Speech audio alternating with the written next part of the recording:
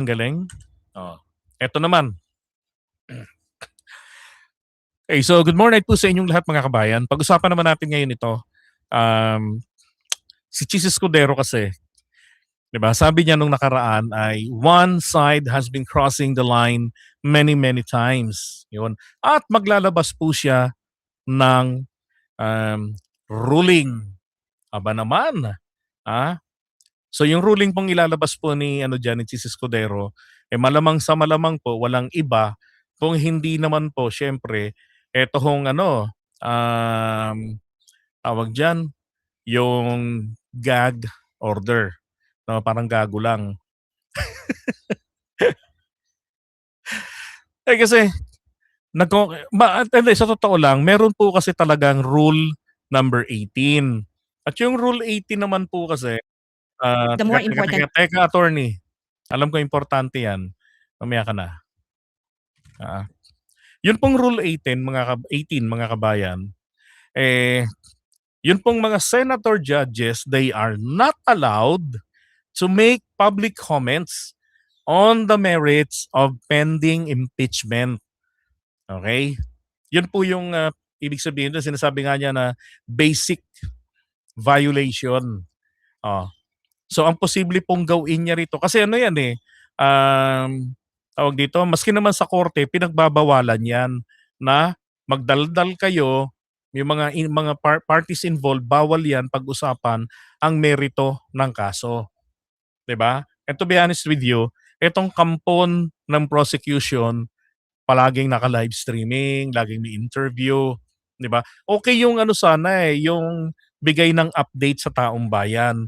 Pero ang pinagbabawal po ng Rule 18, in fairness, ito pong mga litigants, yung mga abogado. Oh. Si Sara nga mali din Anong sinabi nung lukalukang 'yon? Anong sabi niya? Nagbe-bending dalo daw diyan sa Senado, diyan sa impeachment. Anong bending dalo? Kasi nga nag-issue ng subpoena, 'di ba? Justice take home. Justice take home, baka may mag-react. Yung justice take home, take home. Yung mga BIR records, 'di ba? Bank records nila, pag-asawa. Kaya bending the law daw 'yon kasi paniwala nila first time lang na nangyari 'yon.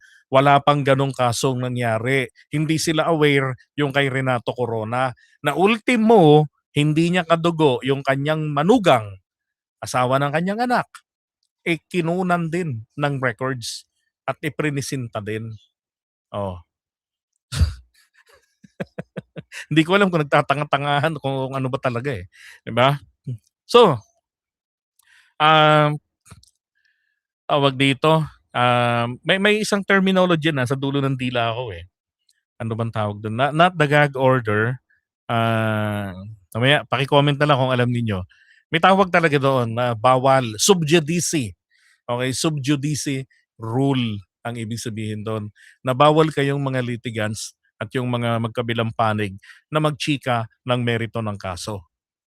Ganon.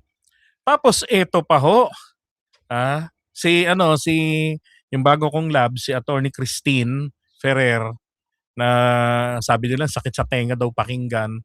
No, buti na lang. Hindi, tinis kasi ng boses ni Attorney Ferrer. At obviously, halata naman na natitense siya kay Kapunan. Ikaw ba naman na parang lahat na lang ng ginagawa mo, lahat na lang ng galaw mo nasisilip. Lalo na yung line of questioning niya na fake news. Hindi yung tanong niya, meron kasi siyang ginawa na pinuputol niya yung pagsagot ng COA auditor. Sisingitan niya ngayon ng, halimbawa narinig niya na yung, tama po, okay. Tapos bato na naman ang another question. Dapat patatapusin yun. Pinayagan mong magpaliwanag. Di ba?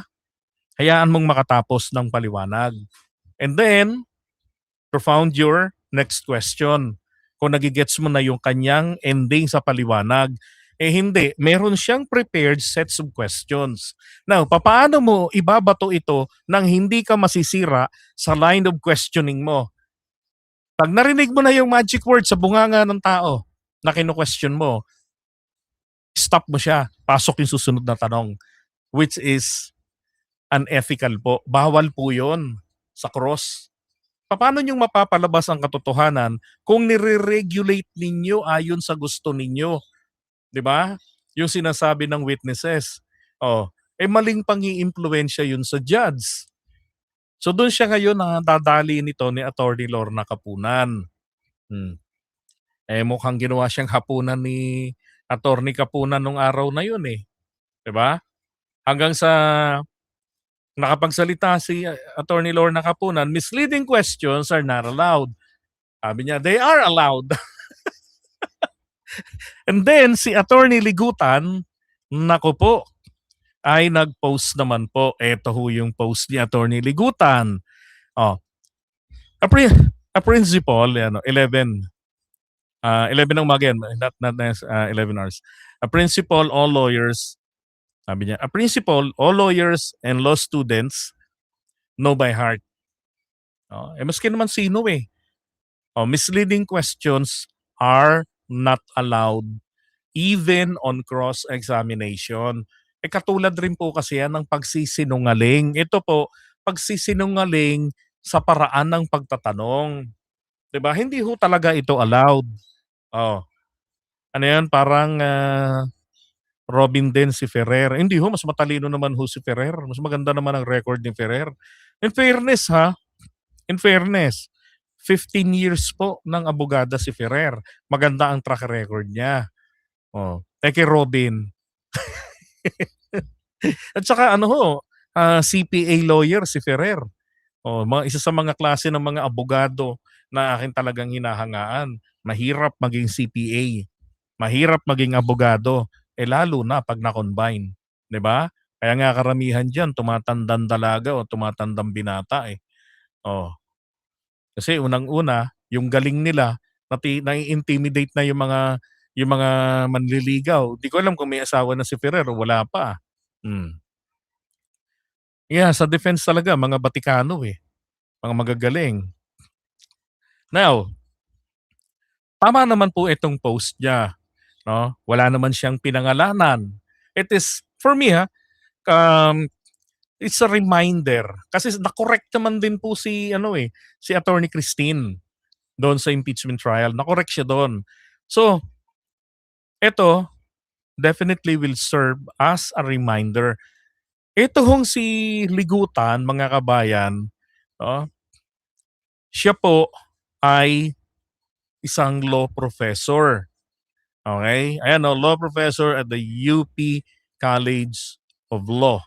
Then University of San Jose Recoletos School of Law. And then sa Cebu. Tapos practice areas niya, yung mga yan. So natural lang sa kanya na mag-post ng ganon.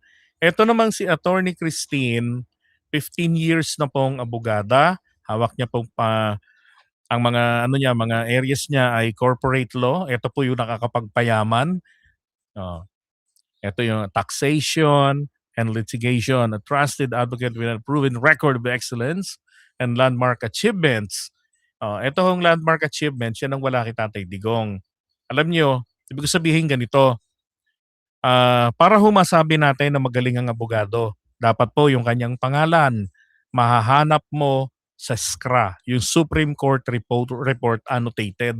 Ibig sabihin, napansin siya ng Korte Suprema. Sapagkat mahirap magpapansin sa Korte Suprema. Maraming mga pleadings na hindi nila pinapansin. Maraming mga apela dyan na hindi nila pinapansin. Basta binabasura na lang. Now, yan. So siya rin po yung dito yung 25 billion tax compromise, yung Mighty Corporation nung panahon ni Duterte, di ba, nasingil yan. Di masingil-singil ni Pinoy, nasingil nila. Usay naman. Ganda ng record. Di ba? Beyond the courtroom. Magaling, maganda. Talaga lang, hindi lang talaga niya makapa si Lorna Kapunan. Kaya tuloy, Nagmumukha tuloy siyang palengkera lang lalo na yung boses niya. Hmm. Yeah, to the rescue si ano, si Chis Escudero, eh. Kasi nga nangyayari rito kay ano, rito kay Ferrer, 'di ba? May mga tanong siya kasi na nagiging na ano na, mali na. Mali na yung gusto niyang palabasin, hindi niya ma-express ng maigi. Yun ang nagiging problema sa kanya. Kaya nga sabi ni Attorney Reyes, yung babae na British accent, eh, halata naman talaga na kinakabahan siya kay Lorna Kapunan. Takot siya baka kung di siya makapon, eh, maging hapunan siya. Now, eto naman si Sheila, galit na galit. Kasi alam naman din ni Sheila na tagilid yung lagay nila, eh. Kaya ngayon, 'di ba, diskarte para at least since ito'y impeachment, kailangan mo ang appeal to the public. Oh, eto naman ngayon. Manifestation that I would like to make today, Your Honor, is in relation to a social media post that I Right. happened to see. And this was posted at 11:29 a.m. by one of the private prosecutors, Attorney Amando Virgil Ligutan, posting that a principal or lawyers and law students know by heart misleading Tama. questions are not allowed even in cross-examination. Now, this was posted and picked up by Inquirer.net at 11:29 a.m. today. And I surmise that this has something to do with the exchange between the private prosecutor, Attorney Kapunan, and the defense counsel, Attorney Ferrer, on the matter of the cross-examination question that Attorney Ferrer asked the prosecution's witness. And I have here a transcript because I find it troubling that the I find it troubling. Nababahala daw siya. Oh, tapos meron din siyang fake news dito. Hindi nagsasalita rin siya, hindi rin siya sigurado, eh. prosecutor Yan would do yun. this in the middle of a courtroom hearing. Because as far as I'm concerned, impeachment court is also a court of decorum. And the rules on impeachment under Rule 18 actually prohibits participants, especially lawyers, from commenting about the merits of the case. Now, one may argue Hindi naman merits of the case yung kay Ligutan, eh. It is a general principle. Oh, na nagkaroon ng argumentuhan diyan sa impeachment court, 'di ba? So tama lang din na i-remind niya ang mga law students na naka-follow sa kanya. that this isn't about the merits of the case, that he probably was just commenting about what ought or ought not to do in a cross-examination. But we're not naive. What the private prosecutor is talking about, he's here. He can explain it. He can explain himself if the presiding officer so desires. But I really just find it in bad taste to do this at this time. And I think it is inappropriate to do that. Di ba? Sabi niya, pwede naman siyang pagbigyan, magpaliwanag kapag gusto ng presiding officer. Kaya lang, hindi ngayon. I find it as a bad taste. At pinagbigyan naman ni Cheese, di ba? Hindi siya pinagbigyan na magpaliwanag si Ligutan, pero sa Monday, which is favorable kay Ligutan. Bakit? Mas makapaghahanda si Ligutan ng resback niya. A fellow member of the bar, because even as we sit on the opposing side of this hall, we remain to be both members of the bar, and as officers of the court, we owe each other respect, politeness, or even kindness. And it doesn't take one to be a lawyer to know that the first thing that our parents teach us to do is humility. Your Honor? No, I'm not yet done, Your Honor.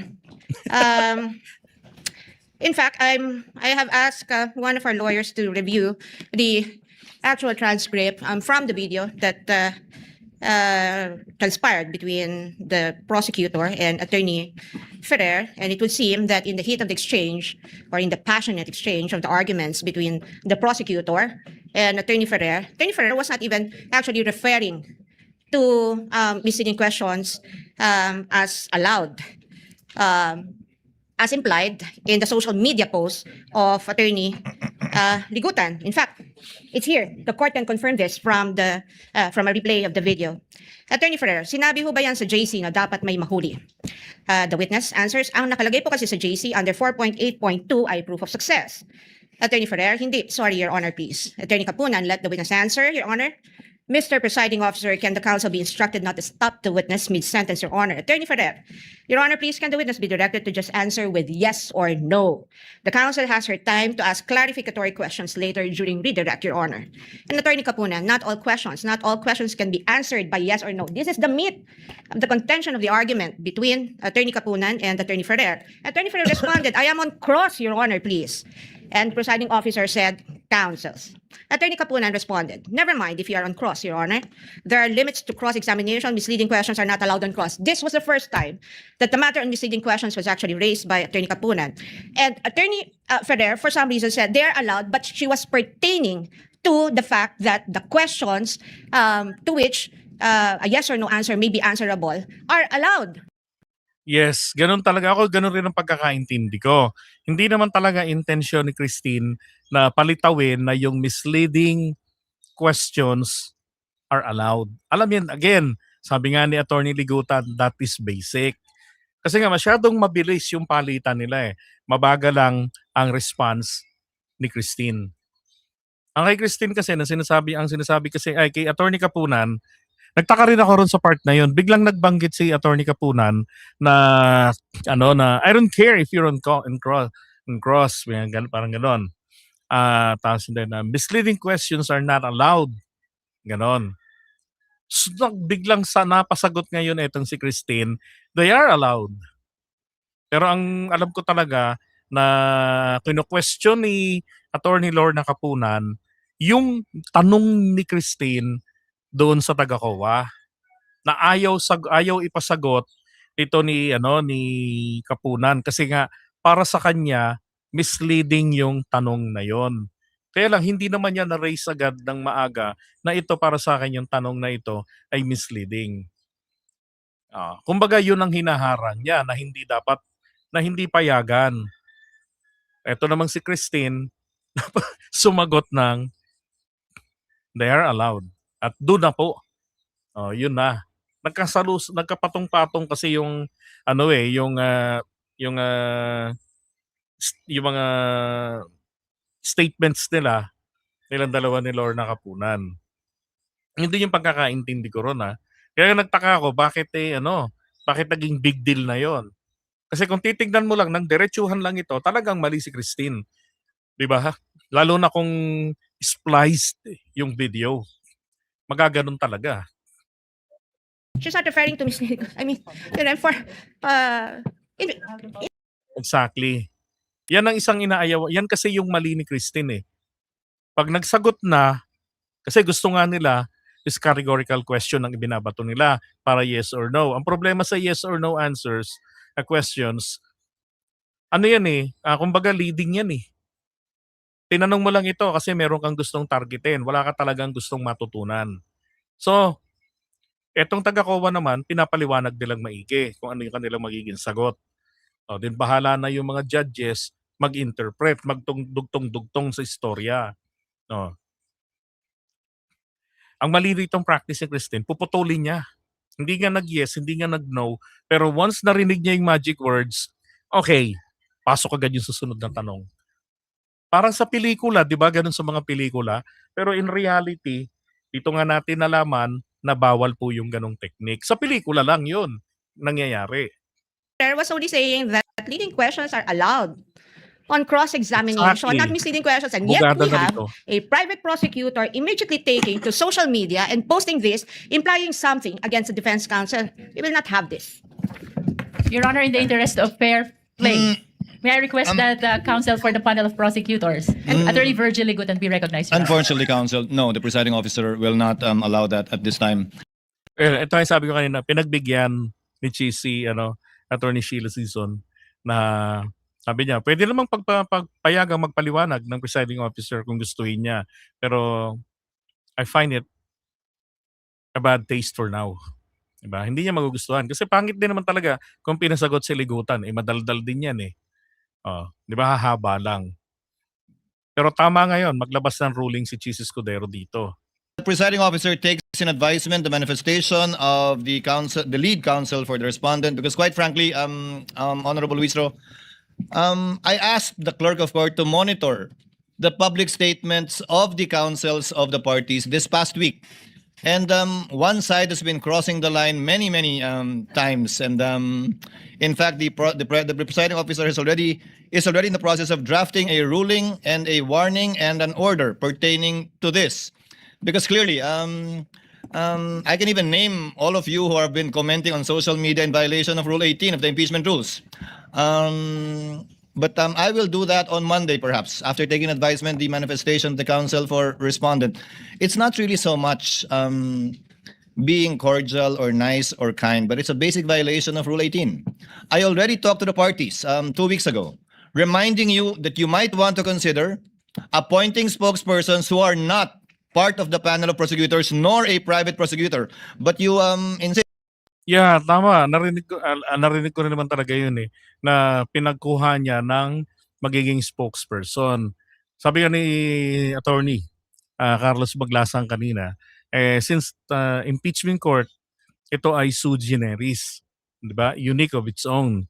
So since ito ay political and legal, ang proseso rito, ibig sabihin, dapat na-update din yung taong bayan. Diba? Ako, pabor ako doon sa pinakuha sila ni Cheese ng kanya-kanyang mga spokesperson so they can update. Pag sinabi natin pwede nilang i-update ang taong bayan sa mga nangyayari, hindi ho maiaalis dito ang katotohanan na may mga mababanggit tungkol dun sa facts of the case at kung ano na yung estado. Di ba? Which is alright. Kasi unique talaga ang impeachment process o yung trial. Ang problema po rito, nagkakaroon kasi talaga naman ng violation. Isipin mo, Lorna Kapunan, uupo. Di ba? O, kasama sila Joel Chua. Hindi dapat ganun eh. Dapat doon kung sino lang yung spokesperson. Katulad ng ginagawa ng Senado. Di ba? Yung bading na abogado na ni Cheese, yung spokesperson niya noon. O, yun ang nagsasalita lang kung ano, yun ang tinatanong. Hindi humaharap si Cheese or etong si SP doon sa mga taga-media. Dapat ganoon. Oh, kaya sa Lunes, nako, mukhang mag-i-issue ng gag order. Anyway, ang mga parusa lang naman po diyan, warning lang naman 'yan. Tapos pag sa warning and then reprimand, ibig sabihin pagbabawalan. Ganoon lang naman 'yun, 'di ba? Tsaka, ba't kailangan pa ng mga abogado ng prosecution makisali doon sa pag-update? Nandiyan naman si Joel Chua. Magaling magpaliwanag yun. Magaling sa rules. Oh, andiyan naman hindi, kabilang pala siya sa private, pero hindi siya yung nakikipag-diskusyon diyan. Nandiyan si yung mga spokesperson nila. Si Barbers pala, sorry. Si Barbers. Oh, andiyan si tawag dito, si pa ba yung ibang mga abogado ro na hindi si tinatawag kong Kokey, sino nga yun? Oh, nandiyan yun, magaling rin mambara yun, parang si Attorney Claire. 'Di ba? Sa akin okay na yung mga yon. Ito, sabi ni Sir Carlos, misleading questions are like this. When you ask the suspect, do you, the measurement of the knife, you stab the victim? Rumble yun na. Ang tanong dito base sa sukat, parang dating base sa sukat ng patalim na ito, sinaksak mo sa kanya. 'Di ba? So parang yung tanong na measurement ng ganun, 'di ba? Yung nakakalito. Hmm. Ridon, si Ridon. Congressman Attorney Ridon. 'Yon. Ay nako. Pero ito lang ang isang issue ko rito. Ako wala akong problema ro kung mag-issue ng gag order. Hindi naman mabigat yung parusa, hindi naman matatanggal sa prosecution sina Luis Tro at si Attorney Kapunan. Mananatili yung mga yan definitely. Pero ang ko lang dito, sana be fair naman, 'di ba? Dapat ang gawin naman niya, naglabas din po siya ng ruling dito sa kaingota na ginagawa ni Robin Padilla, ni Bam Aquino. They're getting out of control, these guys. Bam Aquino, Robin Padilla, etong si pangalan nito, Amy Marcos. Yang mga yan. Oh, dapat may mga ruling din siya diyan kasi sila na yung nagbabato ng mga leading arguments eh. 'Di ba? Isinusubo na ng pilit mapa-oo yung witness. Oh, lalo si Amy nyo. 'Di ba? Dapat may gano'n. Tsaka tingnan yung ginawa ni Pia. Alam niyo ho, violation sa SIPRA. 'Di ba, Sir Carlos? Yung ginawa ni Pia na namulot, no, namulot ng siguro nagtitipid ng ng staff. Oh, namulot ng galing sa troll farm. Kumuha ng galing sa troll farm, nasanay sa fake news at pamumulot ng video na without verification. Nakakuha ng spliced video na ginamit against Attorney Shell Jokno, former dean ng yata yun, San Sebastian. 'Di ba? So nangyari tuloy ngayon, ang katangahan po nila, napakadali pang ma-access yung original video ng mga sinabi ni Shell Jokno. Kaya dapat dito kay Pia, pati ang Integrated Bar of the Philippines, dapat kinakastigo itong si Pia. Na kahit man lamang sampalin, 'di ba? Tanggalan man lang sana nila ng lisensya. Okay lang 'yun, napakagaang naman na parusa 'yan. Hindi naman niya kailangan 'yun. Minsan ako'y nalulungkot kasi baka naisip ko minsan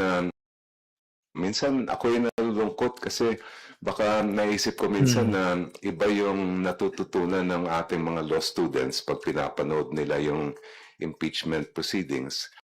Siyempre isipin mo mag-post ba naman si "Kamusta ka na, Pia?" 'Di ba? Ng, spliced video. Oh. O gumagawa din ng mga explainer at tungkol sa mga iba't ibang legal matters dahil gusto ko rin malaman ng lahat ng legal community, especially our young law students and lawyers, what is proper and what is improper during a court proceeding. Tama. Yan, wala silang komento sa mga ginagawa niyang video. Takot sila diyan. Pero si Pia, again, tama ka, Venus, dapat talaga yan makastigo. 'Di ba? Pinakamagaang na parusa para sa isang lawmaker ay tanggalan po ng lisensya sa pagkaabogado. 'Di ba? Kasi in the first place, hindi nga po nila dapat ginagawa yung ganyang bagay. That is for me, ha. Kasi napakabait ko eh. No, magaang lang ako magparusa. I don't think magiging bias si Cheese. Kailangan lang talaga itong mga taga-prosecution kasi mailagay lang sa ayos. Tama ka yan, diyan naman si Adjong, nandyan si Attorney Ridon, si Congressman Ridon. 'Di ba? Okay na yung mga yun magpaliwanag, pero silang mga kabilang diyan sa litigation, huwag nang sumali. Sundin na lang nila yung patakaran, Sus Maria Joseph. Lamang na nga sila eh. Lamang na sila. Oh, dahil sila yung nauna na nag-present ng ebidensya ng mga testigo nila, 'di ba? Tapos maayos pa nilang naha-handle sa cross nila at redirect yung kanilang mga witnesses. Hmm. Tama ho kayo diyan, Attorney Mami Peng. Maingat at mahinahon si Jokno. Higit sa lahat po may paninindigan. Pareho po ni ni Risa Baby ko. Yang buong pamilyang 'yan, ng mga Jokno, grabe. Asset ng Pilipinas 'yan. Naalala ko nung binaboy ni Digong 'yan, binaboy din namin, walang hiya. Nakakahiya talaga. Buti na lang 'di na ako DDS.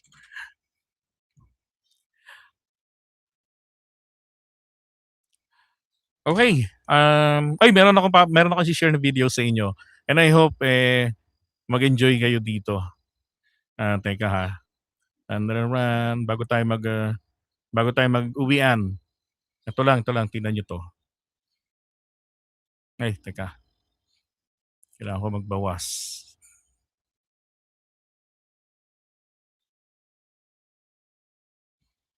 Mhm. Baka may mga gustong kumain o inumin. Eto.